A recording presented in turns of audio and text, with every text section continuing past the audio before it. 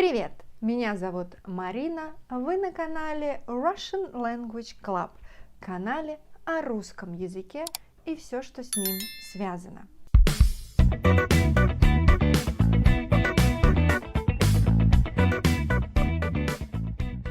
В этом видео мы говорим про глаголы движения, про такие редкие глаголы движения. Возможно, не сразу вы будете изучать эти глаголы. Это глаголы катить и катать. Глаголы, которые обозначают движение обычно округлого предмета. Катить, катать мяч. Катить, катать колесо. Важно, что движение возможно в двух вариантах.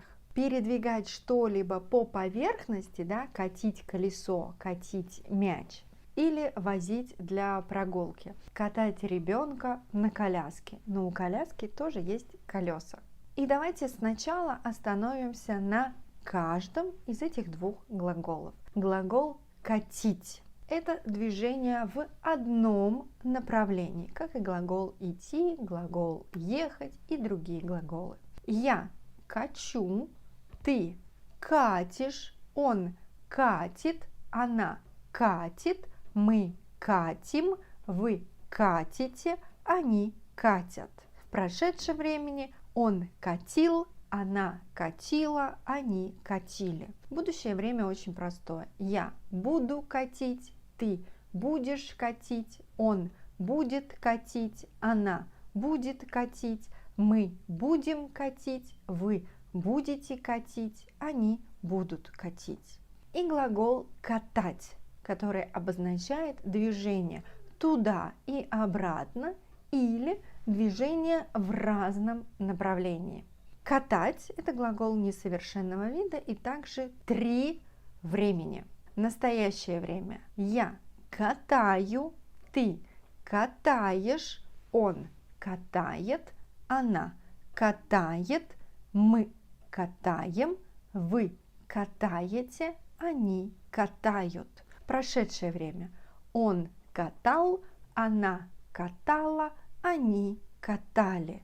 И будущее время. Я буду катать, ты будешь катать, он будет катать, она будет катать, мы будем катать, вы будете катать, они будут катать. Самое главное, рассмотрели формы, а теперь давайте детальнее рассмотрим значения глаголов катить и катать.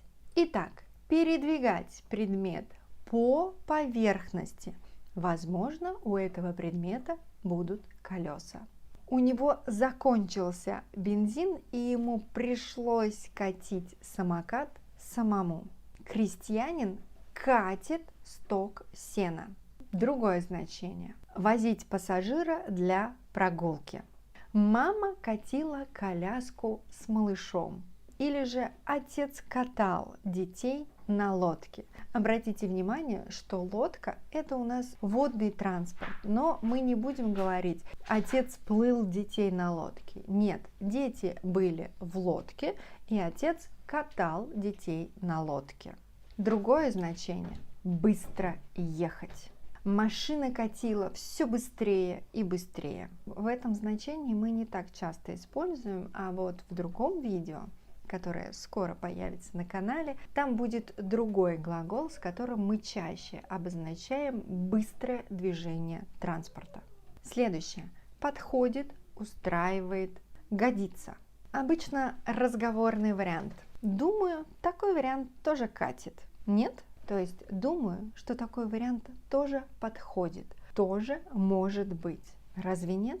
Еще одно значение. Делать из предмета круглую форму.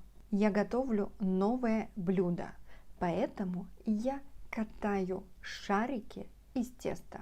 Тесто, оно может быть любой формы, но я делаю именно круглую форму из этого теста. Мне оно будет необходимо для моего нового блюда.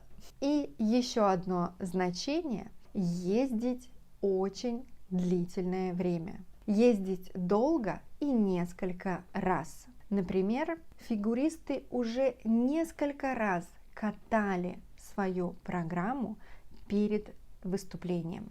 Ну что, разобрали основные значения, а теперь давайте перейдем к идиомам. Катить бочку, что значит вести себя агрессивно по отношению к другому человеку. Критиковать, говорить претензии, может даже придираться.